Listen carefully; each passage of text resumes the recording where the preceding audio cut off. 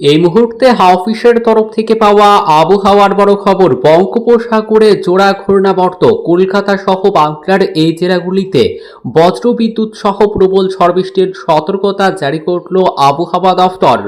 তো বঙ্গোপসাগরে তৈরি জোড়া ঘূর্ণাবর্তের জেরে কবে কখন থেকে কলকাতা সহ দক্ষিণবঙ্গের কোন কোন জেলাগুলিতে এবং বাংলাদেশের কোন কোন জেলাগুলিতে প্রবল ঝড় বৃষ্টির সতর্কতা জারি করেছে আবহাওয়া দফতর, বিস্তারিত জানিয়ে দেব ভিডিওতে, সঙ্গে থাকুন।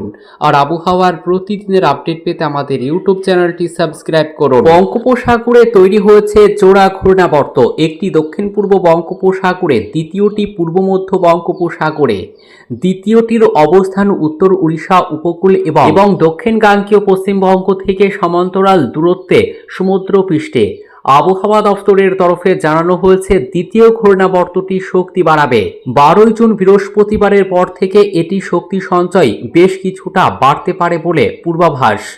পরবর্তী সময় অর্থাৎ 15 থেকে 16 জুনের মধ্যে এটি নিম্নচাপে পরিণত হওয়ার সম্ভাবনা রয়েছে। এর প্রভাবে 15 থেকে 17 জুন দক্ষিণবঙ্গ, দক্ষিণ বাংলাদেশ এবং ভারতের উত্তর পূর্বাঞ্চলের একাধিক রাজ্যে বৃষ্টির পরিমাণ বাড়তে পারে। বুধবার থেকে উত্তরবঙ্গে বৃষ্টির পরিমাণ বাড়বে। সপ্তাহান্তে উত্তরবঙ্গের কিছু জেলায় ভারী বৃষ্টির সম্ভাবনা রয়েছে। এর মধ্যে উল্লেখযোগ্য দার্জিলিং, কালিম্পং, আলিপুরদুয়ার জেলায়। বিকেলের পর দক্ষিণবঙ্গে হাওয়া বদলের ইঙ্গিত।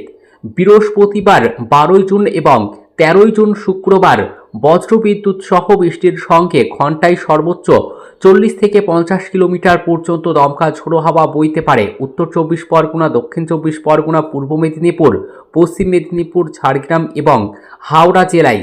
কলকাতা, হুগলি, নদিয়া সহ দক্ষিণবঙ্গের আরও একাধিক জেলায় দমকা হাওয়ার সঙ্গে বিক্ষিপ্তভাবে হালকা মাঝারি বৃষ্টির পূর্বাভাস রয়েছে।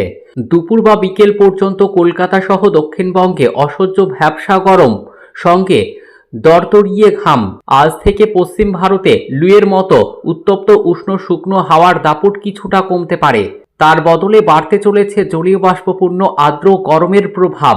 বাংলাদেশের আবহাওয়া খবর। বাংলাদেশের আবহাওয়া দফতরের তরফে জানানো হয়েছে মৌসুমি বায়ু বাংলাদেশের উপর কম সক্রিয় এবং উত্তর বঙ্গোপসাগরে দুর্বল থেকে মাঝারি অবস্থায় রয়েছে।